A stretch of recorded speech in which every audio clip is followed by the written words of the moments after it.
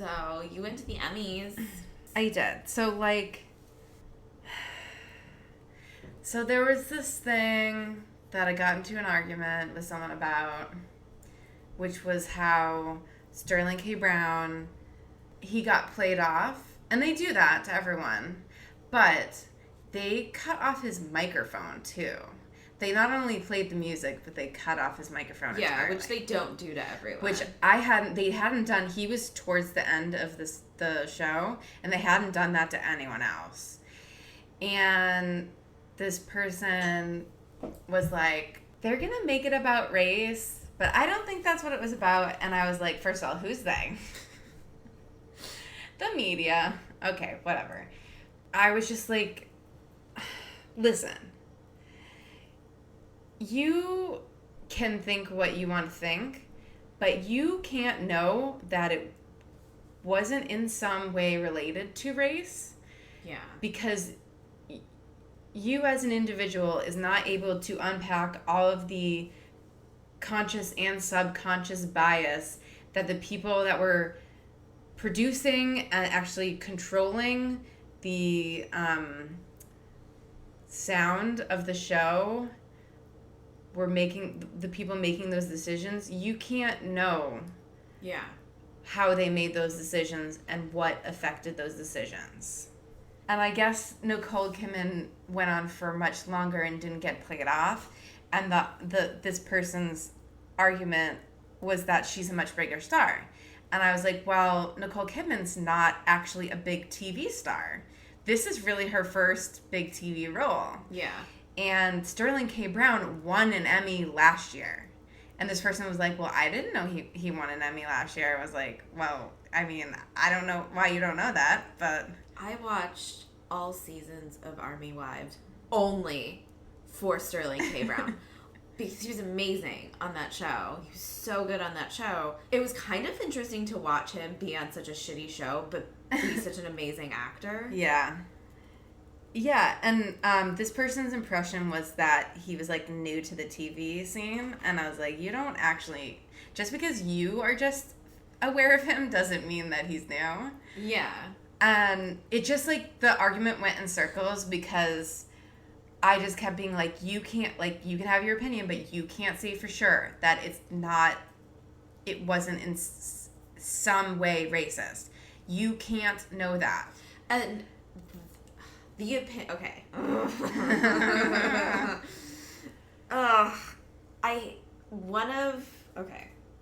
I'm going to try to I'm not saying that it is or it isn't. I'm just saying you don't know because there is so much depth to the issue and like things that affect the way that we think, the way that we look at things, the way that we assess situations. And we all have unconscious bias. You can be the nicest person with the best intentions and the best ally in the world. You're still going to have unconscious bias. Yeah. And it's just, you just need to make peace with that. Yeah. Sorry. And try to be better. Yeah, and try to be better.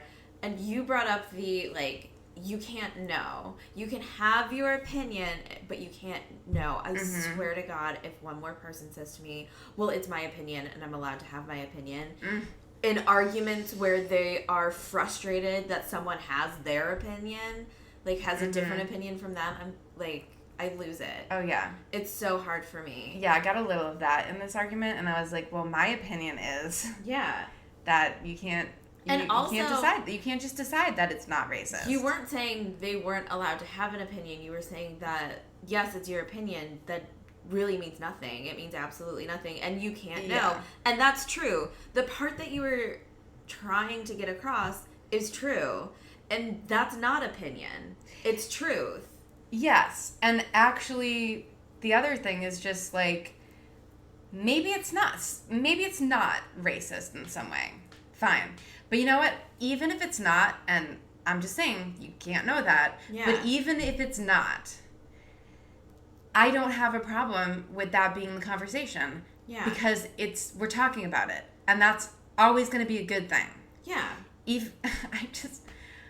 I'm so sick of people being like, don't we have more important things to like to argue about, to concern ourselves about. And it's just like, you know what? All these things are related, and no, because it's all part of the same issue. Yeah. And if I want to argue about whether Sterling K. Brown was cut off because it could have been somewhat, in some small way, affected by someone's unconscious bias, I'm going to say that. Yeah. I'm gonna say it. And then he was on Ellen, like a couple weeks later, and she did this little stunt where she was like, "Oh, you got caught up at the Emmys. Like, I want to give you an opportunity to finish your speech," and then she had them play the music. They play him off. Yeah. Like 2 or 3 times, and this person, the same person, brought that up to me later, and I was like, I didn't respond at first, and then eventually I talked to them about it again, and she was like, well, you know, he was a really good sport about it, and he was laughing, and it was fine. I was like, you think he's gonna go on Ellen, and she pulls a stunt like that, and not put on a like happy face about it? Yeah. He's working right now. He's doing PR. It's his job to go on Ellen and be a good sport and go along with whatever comes up and laugh and smile and be likable. Yeah, like what else is he going to do in that situation? Yeah, and there was actually this moment, if you watch the video, there's like this really teeny tiny moment where you can see it, where he's just like cringing. This really... But he hides it really well because he's an actor. That's what he does. But you can see it. When you see that look, you recognize that look. Because it's like, everyone knows what that feels like. Maybe not in this specific situation. Like, we don't all go on Ellen. But to be like, oh, yeah, you're bringing up that thing that everybody's bringing up. And I'm supposed to laugh about it. Yeah. Thanks. And then he took his shirt off, though. Oh. I was kind of into that. Oh. That's nice. Was that reductive? No. Okay. No. Speaking of reductress, love that website. I do too. Cool. So, okay. Now that that's done. Cool. What's this episode about? So, in part 1, we talked about the history of MLM, and we went on so many tangents about so many things. That's fine. We're talking about multi-level marketing. It is very similar to Pyramid Scheme, but there are products involved. If you didn't listen to part 1, you might want to go back and just listen to that, because we're going to keep talking as if you did listen to it. Yeah, we're going to reference. You might get lost. I mean, that's your deal. So, in review... 99% of MLM distributors lose money on their quote unquote business. And I'm putting that in quotes because when you're a distributor, you're not actually owning a business. You're a distributor. The average annual income of MLM participants who generate more than $1, so people that haven't lost money or broken exactly even, is $5,000. Oh. Which, I mean, that's not nothing, but also, that's not what it's made out to be, which is like, you know... Retiring at 21.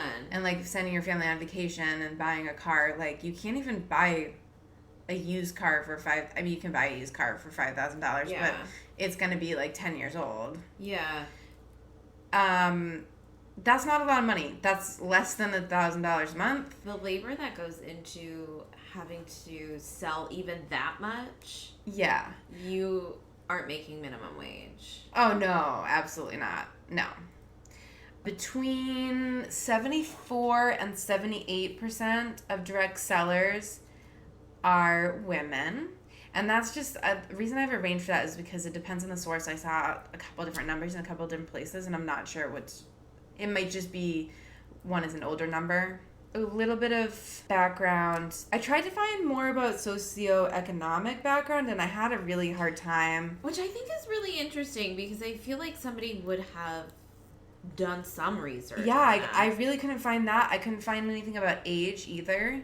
But what I did find was race. So it's 57% white, 21% Hispanic, 11% black, 5% Asian, 1% Pacific Islander, and 5% other. It's just interesting to know that. I don't know that it really is telling us a whole lot, but, just interesting to know that. So, why are we talking about MLM on a feminist podcast? Well, like I said, it's like more than 75% of the sellers are women. The social media boom of MLM that's happening right now is very female focused. I don't have numbers for this, but the typical target is a working mom, a stay-at-home mom, military wives, because they move around so much they can't have a regular job. But they meet a lot of people, and they can keep up with them on social media. Exactly. As you mentioned before, I would probably put people that are really involved in some kind of church as well. Organized religion. Yeah. Like we were saying in part 1, we're not here to, blame anyone. That's not what this is about. And again, the tactics that are used to bring people in to these schemes are designed in a way to work. So people that get into these and they fail, and I also put that in quotes, because I don't think it's failing when you're in a system that is meant to screw you over. Yeah. Those people are victims. So how do you get involved? What is the message that brings them in? Mm-hmm. I'm mostly going to be talking about these things in terms of what I'm seeing a lot of right now. Mm-hmm. And right now, I think a lot of MLMs are still getting their grounding on how social media is the tool for all of this. I don't think they've all quite figured it out. There's a lot of Facebook groups, and there's these online parties and all of that, but it's evolving and changing, and has been over the last couple of years as people are using it more. But the message really hasn't changed basically since we were talking about, is it the second wave of feminism? Yeah. That the 70s-ish. It's about empowerment, the message. It's you can work from home and be with your kids and make money. Yeah. You can join a team of #girlbosses, and it's about sisterhood and community and the freedom to be your own boss. Yeah. And take care of your family. Well, I've noticed, just kind of from the people that I'm seeing online, is that a lot of the women who are involved have day jobs that are a lot of physical and emotional labor. So it's teachers and nurses who are on their feet all day and dealing with kids or dealing with patients. They interact with a lot of people throughout their day. Yeah, and they're exhausted. And when they go home, I'm assuming that they're exhausted at home, and they want to be there with their family and take care of their kids and provide for their kids. So it looks like a good out. It looks like a new opportunity for them to be able to have more free time and open themselves up emotionally and physically for their family. That's just what I've seen. Yes, and the message is very enticing, and it appeals to that emotional, on that emotional, that personal level. And it's interesting because something I mentioned earlier is that the real product that's being sold is not the product, it's the dream, it's the hope, it's this idea that you can do all these things for yourself and for your family. There's all these, so when you're looking at these things and thinking about them in these terms, there's a really strong comparison. Once I started really, really analyzing it, I was like, okay, this is very culty. Yeah. So I did a little side-by-side research on cult psychology and tactics and how that applies to the ways that MLMs bring people in and train people. Mm-hmm. Train, in quotes. Yeah. Because they're really being manipulated.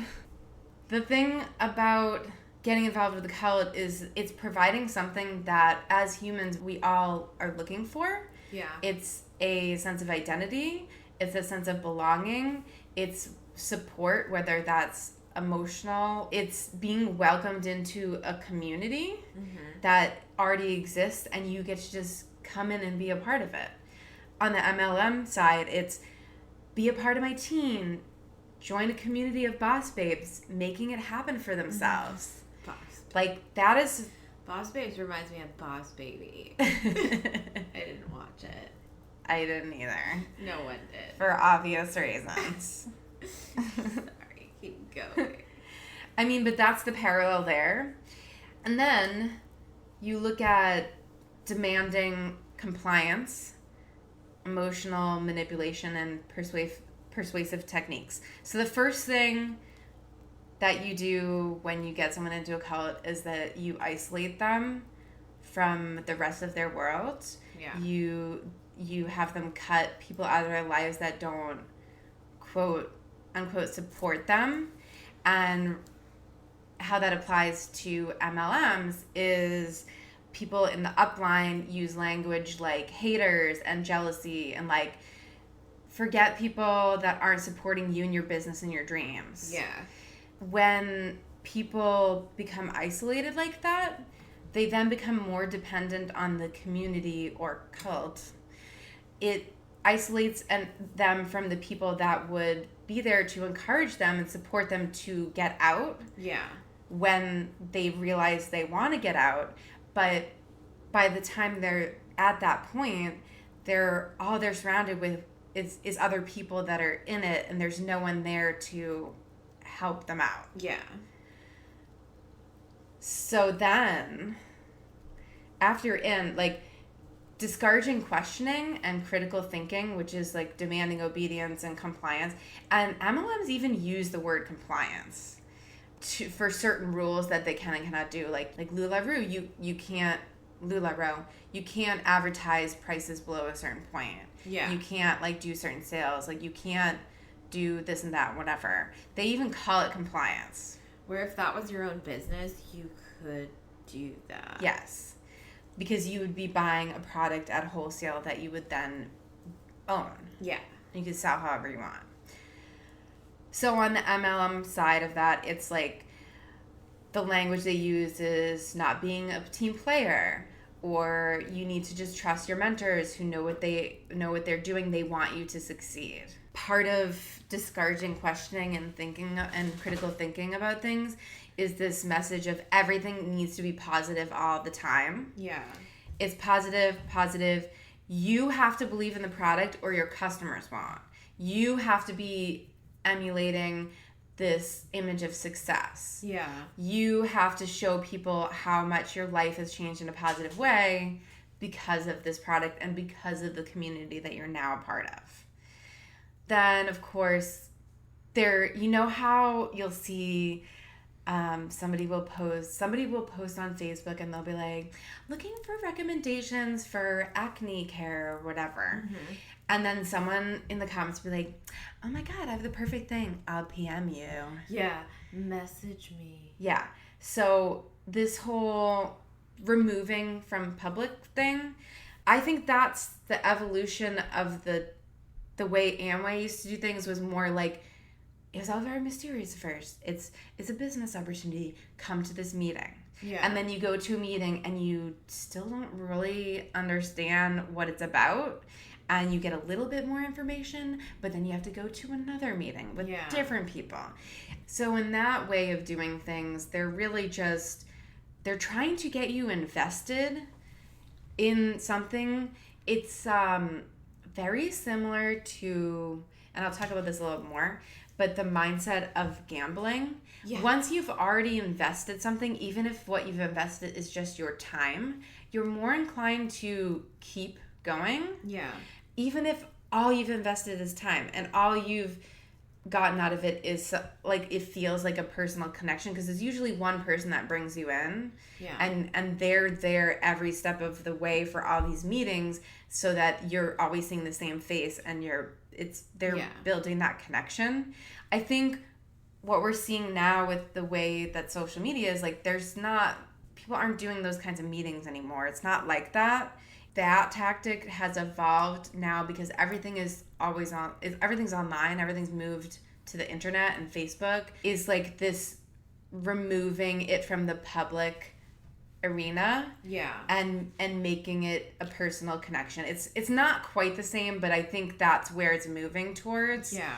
Is like, how can we establish a personal connection so that I can build trust with you, so that you believe me when I say the things I'm going to say to you. Yeah. Some of the things that they do to build those connections. It's so fucking fake. It's so fake, but also really fucked up. Mm-hmm. Yeah. Really fucked I think there's some things that drive me crazy even more than others, when people exploit really fucked up things. Yeah. Like when someone sees that someone had some kind of tragedy and they use that as an in, it's like you can't do that, man. Well, or even like not even something that's a tragedy, but like, oh hey, I just saw you had a baby, I'm bringing you like a baby gift, or I'm gonna give you a baby gift. Mm-hmm. And then when you do, it's like, oh, somebody had thought of me after I had a baby, and you're feeling that outreach, and then it's like, oh nope, I'm trying to sell you something with this, and you're suddenly like sad again. Like it's such a range of emotion. You feel worse, and you feel used. Yeah. And I think the saddest part is that it makes you wary of all connections. Yeah. It makes you question when people reach out to you. Yeah.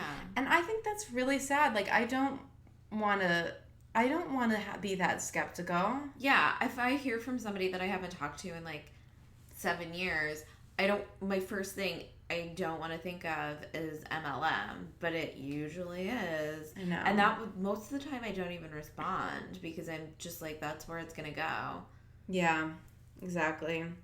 And I think part of that personal connection, like, that they're trying to establish is they're trying to lead you to this place where you feel a sense of obligation because of that connection. Yeah. Yeah, and then the final way in which there's the parallel with cult tactics is creating a situation where exiting is difficult or expensive. A lot of these companies make it really difficult to return merchandise, they basically create a situation so that you have to take a loss. Yeah. Or keep going. Those are your only options. You can't get out breaking even. LuLaRoe, this year they've changed their return policies multiple times. So even when they were allowing people to return a lot of inventory, you can't return. They didn't allow you to return anything that was removed from the original packaging, which, like, what does that leave? Because the sellers have to remove it and to try to sell it. Yeah. But the fact that they've been so inconsistent with their policies is, like, really dangerous. Like, you don't even know what you're signing up for, because it could change at any moment, and you have no control over that. And the contract that you sign says that that's okay, that they can change it, and they're not obligated towards you. So please read contracts, people. Oh, read the contract. Don't sign anything. Don't sign until you've read it all. Read the contract. Read the contract. Okay. Besides cult psychology and tactics, there's other things that they use. There's the classic recruiting tactic, fake it until you make it. One thing that really confuses people is you look at this number of 99% of direct sellers that end up not making any money, And then you look at your news feed on Facebook and you're like, I don't get it. Look at how well all these people are doing. They're like they're posting their checks, posting a picture of their unique debit card, and they're like, Unique bought me dinner tonight. Or they're they're posting their before and after shots of, but they're holding their Shakeology shake. Or they're posting this really heartfelt account of how they're now able to spend all this time with their family because they work from home and it's changed their life, and all the success they're having. But the thing is that is just an image. That's a facade that has been created. And when you look at the marketing materials that are in these like downline team groups, they're like requirements. Like they're required to post things like that, and they're given like specific ideas. Some of them like literally like copy and paste things, or they're posting pictures that aren't theirs and stuff like that. It's like it's creating this image of loving life thanks to the product and the business and the dream that you're living. It's all false. And the reason that you see all of that and you don't see, like I said, I was going through my feed and I was searching certain things, and you can see that like the evolution of somebody's involvement, and then suddenly it will just stop. Yeah. But you don't see them being like, you don't see the decline. You don't see them being like, LuLaRoe sucks. Like, I lost $10,000 or whatever. I don't know why I'm making these terrible voices. You don't see that because not only is the exit situation created to be expensive, but also because it's so personal and you've spent all of this energy and time going on and on about your business, and it's so attached to you and your identity, there's all this shame and embarrassment when you leave, because they don't speak out about it because they're ashamed of their perceived failure. And again, I don't think I call it a perceived failure because you haven't really failed. Like, you've just been a part of a system that took from you. Yeah. That is what the system is set up to do, and the system worked. That's what it does. It takes advantage of you, and you're the one that loses because someone else at the top is winning.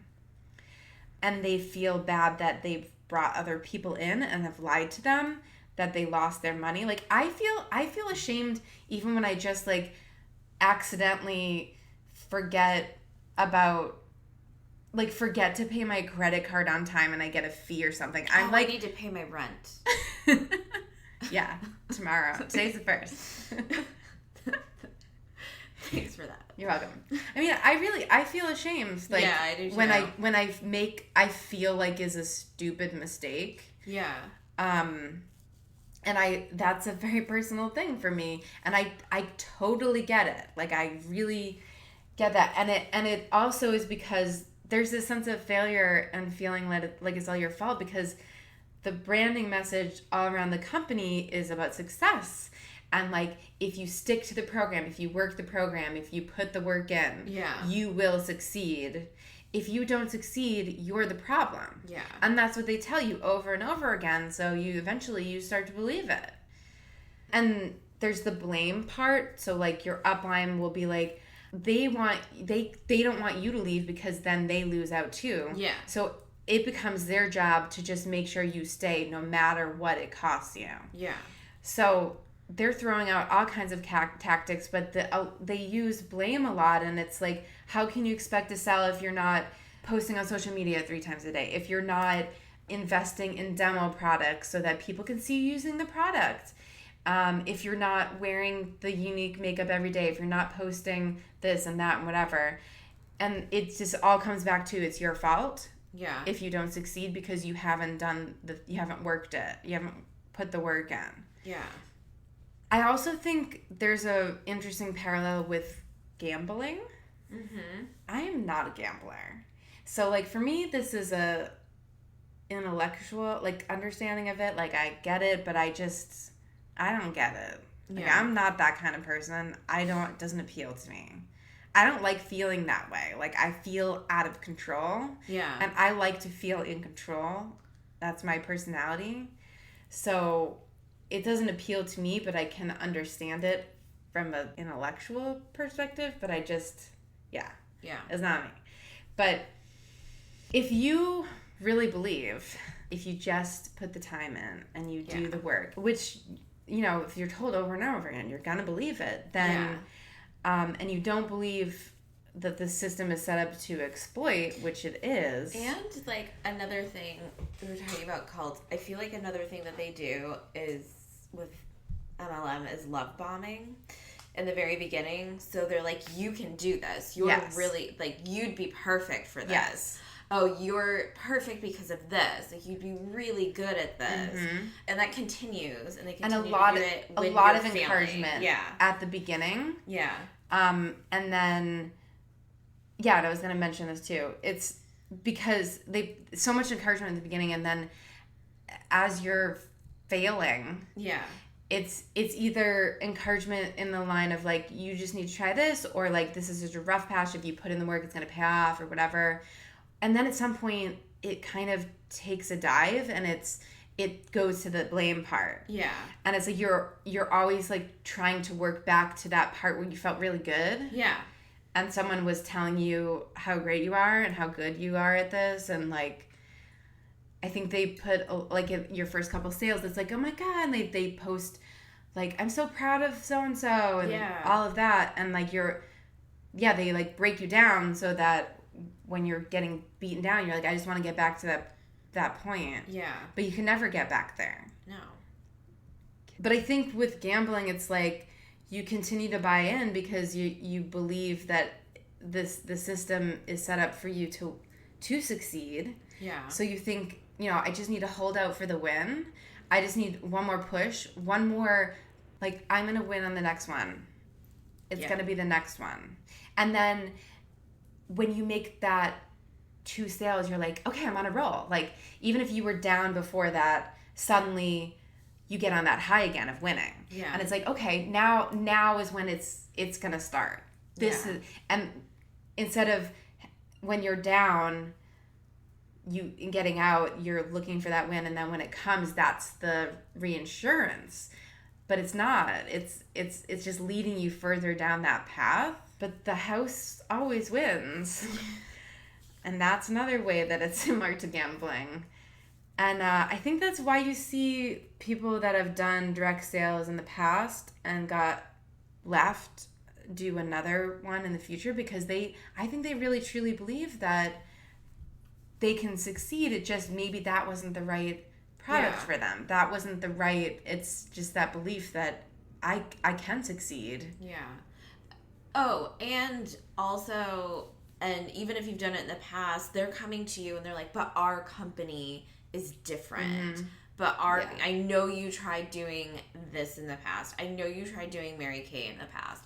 But Lip Sense is different, and this is how it's different. Mm-hmm. And things are different now because social media over the past few years has changed everything. Yeah. And so, from somebody who either had never done it or did it in the past, it looks totally different. Mm-hmm. Exactly. Yeah. And so let's talk about the tactics that people use when they're selling. And we talked about that a little bit. But my favorite one is guilt. Like the help me build my business. Help me stay at home with my children. Support small businesses. Don't be a part of corporate capitalism.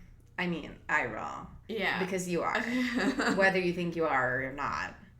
I also love the exclusivity and demand. LuLaRoe is really good at this.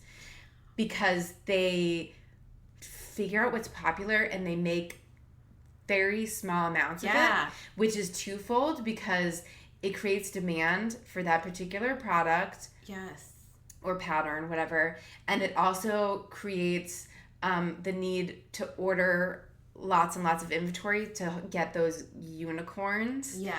Have you seen the with like there'll be a special limited run pattern that everybody wants, or like one of the Disney patterns or whatever. And the consultants have figured out that the best way to increase their sales is if you get one of those, you pair it with several things that are not selling. Yeah. And then you create these ridiculous, fugly ass outfits for like 4 times the price of the actual item that people want. Yeah. Which is like, if you have to do that. I really feel like there's nothing that they have sold that is worth it. I don't know. At the prices that they sell it for sometimes. Listen, even the best leggings in the world I'm not paying $30 for. No. Well, okay. I'm cheap, though. I would. I bought a pair of leggings from Halloween Town one time that have like vintagey cats on them. They're like super cute. I still have them, and I wore them to Halloween Horror Nights one time, and I didn't realize, like, I had a t-shirt on, like a longer t-shirt on, but I didn't realize that they were thin and you could see my underpants. Undies. Those I spent $30 on, but they were also handmade and at a store that I really like to support. Yeah. Yeah, I've noticed that the unicorn items, I've noticed that with the group that we're a part of, the Facebook group, how they've shown those and how they go for ridiculous amounts of money. Yeah. Ridiculous amounts of money. Yeah. But even then, like, even if you're selling your unicorn for ridiculous amounts of money, you're still not making your money back on it. Like, it's like a consolation prize. Yeah. So let's talk about the paradox. Oh, I was hoping we were going to talk about this. Of a MLM product being popular. Because I just think it's so interesting. Yeah. Right? So like LuLaRoe, super popular last couple years. And so what happens when a product is really popular is, like, as someone that's interested in selling, you think, oh my God, this product is really popular. I'm going to have so many buyers. Yeah. Like, they're practically going to sell themselves. Except that's what everyone else is thinking when they're signing up to be onboarded as a consultant. So then there's all these competitors, and you have no control over the competitor market. Yeah. You have no control over how many competitors are in your area or in your Facebook social circle. You have no control over anything. You don't even have control over the product that you buy, what that product is actually going to be. I can't, like, most MLMs, you choose what to stock. Yeah. LuLaRoe is so fucking bold in the way that they run things. The fact that you don't even get to choose your stock and they get away with it blows my mind. Yeah. It blows my mind. And they literally will just send new people all the shit that doesn't sell. Yeah. On purpose. I mean, you can't prove that, but... Well, you can't. It's what they're doing. Yeah.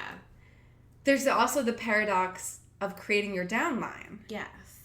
When you put someone in your downline, you recruit them, you're creating a competitor for yourself and your own business. It's like, literally, there's no one left to sell to anymore if it's a popular one like LuLaRoe, and that's what's become so oversaturated right now that everyone's just, like, selling to themselves. It's like, but that's how the system is designed. Yeah. On purpose. It is, and that's what we were talking about in the last episode, where if a company... if their focus isn't on sales and their focus is on downline, you should run away immediately. Yeah, exactly. Don't even think about it anymore. Just walk away.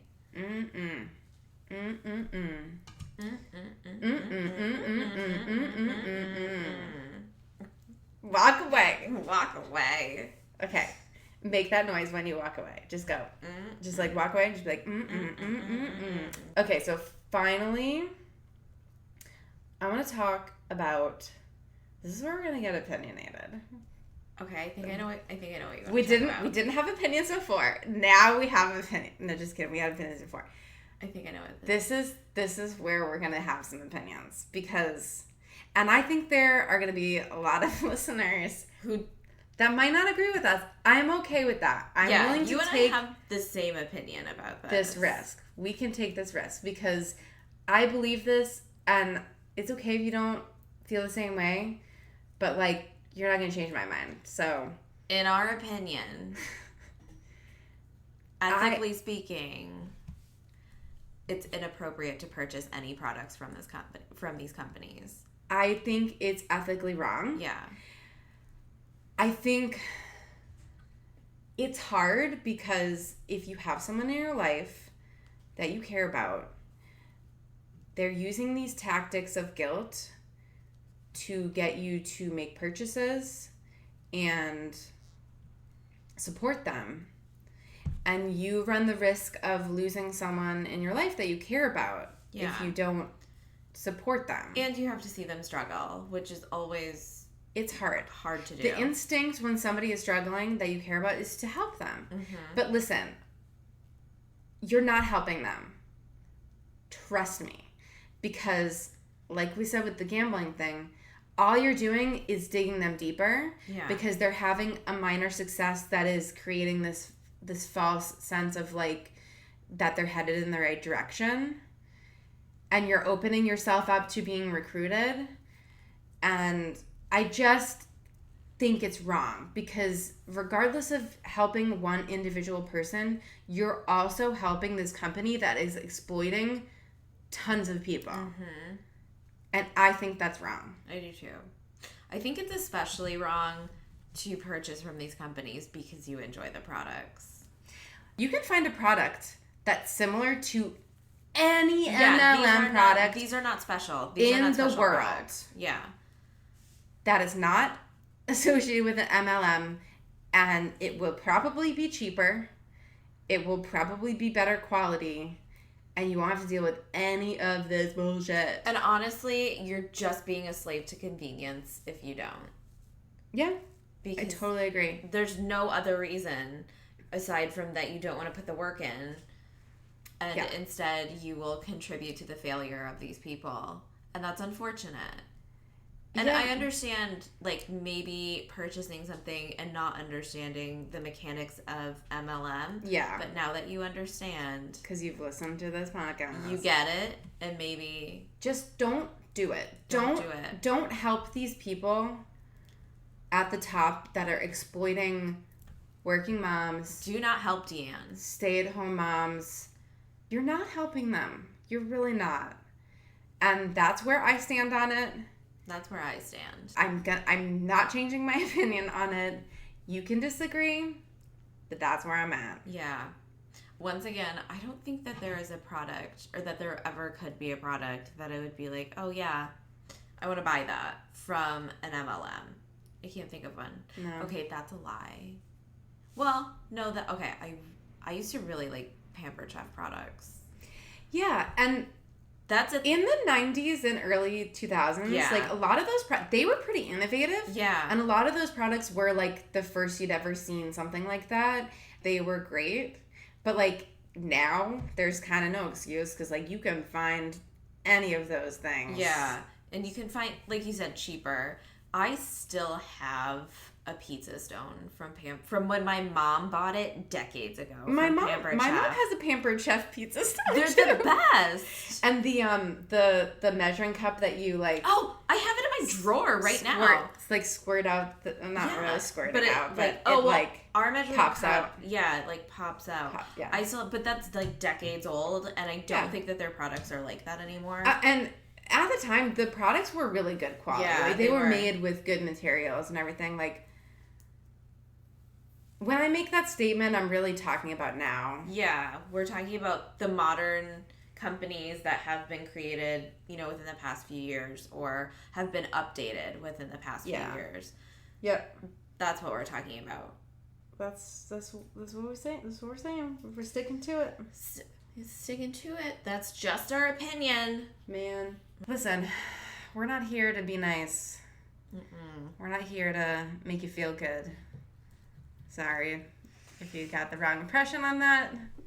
But We're just here to tell some truth, man. Yeah, we just, like, we hate these companies. We don't want them to succeed. We don't want them to have any success. Yeah. Another thing that's interesting is, like, I posted on my personal Facebook asking if anybody wanted to share a story or opinion, positive or negative, and I didn't hear anything from anyone. And it's like this weird thing where people don't want to talk about these MLM. They don't want to talk about it. Yeah. I think that's interesting. But yeah, nobody really wants to talk about it. And I think it has a lot to do with the shame that you talked about. Yeah. And also, even when it's like your family or your friends, there's still like that hopelessness that you feel, and that's not like a wonderful, and it's usually people that like you're still in contact with, you know, it's like your mom, and it's something that you kind of just want it to be done and gone and then walk away from. It's really sad. I really feel for people. I do too. That get involved, and I hope we did not cover everything. No. But if this is something that you're curious about, there are so many resources online. Yeah. You can read so much about this for days and days and days. Dig deep. Also, we're not the only podcast to do this, to cover this subject. This American Life did it, but it was like 5 years ago probably. Yeah. And it's a little different. It's very different now than it was then. But check that one out. There are a lot of blogs about it, specifically about now. Yeah. Multi-level marketing and why it's become so popular now. If you want to go through like the whole process and see what it's like from the inside of someone that's been involved, check out Elbow blog. It's L's. If you Google L's Punique, people call Unique Punique as a funny joke. L's Punique story is like a whole long thing, and it's very detailed, and it's like, if you're curious, if you're like, I still don't get how people get involved, read this. It's super interesting. And the podcast stuff Mom Never Told You did an episode. You can learn some new stuff there, maybe. Check that out. Yeah, but hopefully you learned something new. If not, forget about it. Forget about it. What if we ended every episode with that? Forget about it.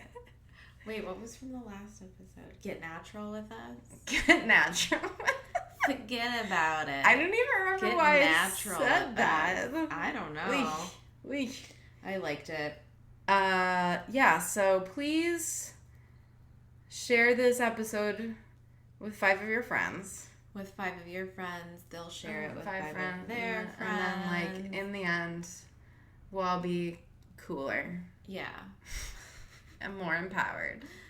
Hey, girl. Hey, if you could share this podcast with 5 of your friends, it's going to change your life. It's going to be huge. It's going to be huge. So please go on to iTunes. Go on to iTunes or wherever you find your podcast. Give us a rate or review. I use Stitcher. Cool. I like Stitcher, except that they add their own ads in, and I was like, fuck that. Yeah, it's that Google Play. Guys, I don't have an iPhone anymore, and it's been real hard for me. I feel ya. Google Play doesn't have everything, right? Yeah, they don't. We're on Google Play, I'm pretty sure. Google Play has us. But, it's so easy, though. I don't blame Google Play. I blame podcasters. Yeah. Oh, yeah. That's on the podcasters. That's lazy. Yeah, totally. That is lazy. Totally. So get on there, rate and review us, please. Subscribe. Leave us a nice haiku about why you love our podcast and what you learned. And maybe just when you're talking to someone this week and you're talking about lipstick or something, just be like, oh my god, do you know about MLMs? And talk about it. Have a conversation about it. Yeah. Get out there and talk to people. It's not a secret. Yeah. We can talk about it. And also be like, I learned a lot from this podcast I listened to, and it was great. And you should listen to. I feel like MLMs are going to take a huge hit soon again. Oh, yeah. And that is uplifting for me. I would not be surprised if they just crash and burn and never come back.